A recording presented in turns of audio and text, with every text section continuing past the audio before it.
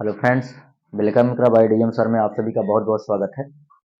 Sentence के ऊपर अपना कंटेंट चल रहा है और सेंटेंस के हमने दो टाइप्स पढ़ लिए।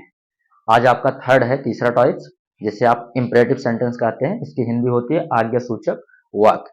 तो इसी के बारे में आज डिटेल अध्ययन करेंगे। यहां से आप देख पा रहे होंगे सेंटेंस 5 टाइप्स। अब यहाँ पे आपको लिखा गया इंपरेटिव सेंटेंस आज्ञा सूचक वाक्य, जिसमें आपका इंग्लिश और हिंदी दोनों डिफिनेशन प्रॉपरली लिखा गया है ताकि आपका समय कम लगे। देखें यहाँ पे इंपरेटिव सेंटेंस आज्ञा सूचक। अगर आप हिंदी से इसका पकड़ना चाहें तो हिंदी से ही पकड़ सकते हैं कि ऐसे वाक्य जिनमें आज्ञा, प्रार्थना व सलाह का बोध होता है इंपरेटिव सेंटेंस कहलाता है। इंग्लिश देख लें, definition a sentence that express, एक ऐसा वाक्य जिनको हम एक्सप्रेस करते हैं, व्यक्त करते हैं एन ऑर्डर। ऑर्डर मीन्स यहाँ पे हिंदी भी आप देखते चलें, आज्ञा में, आदेश में, अ रिक्वेस्ट, प्रार्थना में।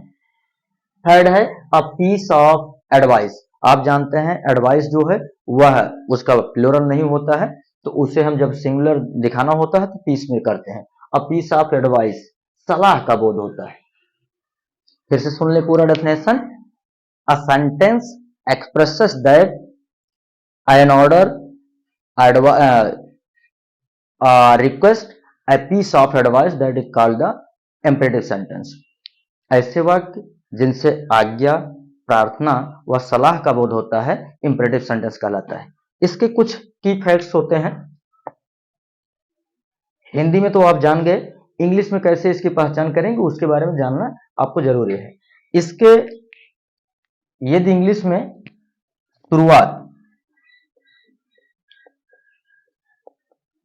अगर शुरुआत होती है किससे? मेन वर्ब से।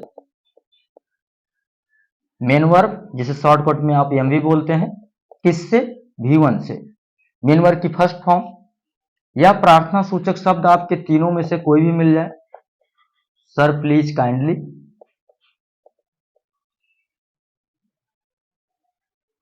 काइंडली, या आपको डू नॉट दिख जाता है, या इसी के स्थान पे नेवर भी आता है कभी कभी, या आपको लेट मिल जाए,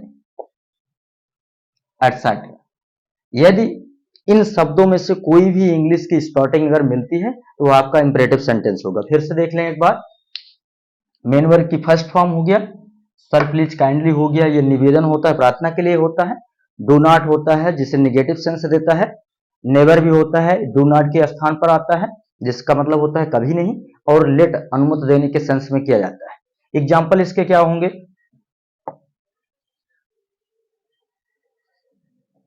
मेन वर्ब की फर्स्ट फॉर्म से अगर आप देखें, ओपन द डोर, या आप इसी को कह सकते हैं ओपन द विंडो। क्या आदेश हो रहा है? ऑर्डर का हो रहा है। ओके। सेकंड में अगर आप देखें, दूसरा एग्जांपल अगर ले लेते हैं कोई, सर प्लीज काइंडली में से कोई भी ले लें।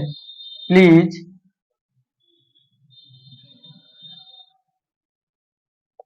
हेल्प मी, कृपया मेरी मदद करें। कैसा सेंस दे रहा है? रिक्वेस्ट का, रिक्वेस्ट का दे रहा है। थर्ड कोई एग्जांपल ले लेते हैं।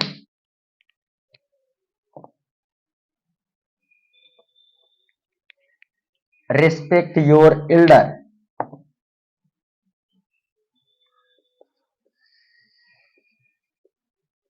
रिस्पेक्ट योर एल्डर्स, अपने से बड़ों का सम्मान करें। यह क्या है? एडवाइस। और भी कोई एग्जांपल ले लें। डू नॉट और नेवर आप अनुमान बोला करते हैं, बहुत सारे एग्जांपल आपको ऐसे मिलते हैं।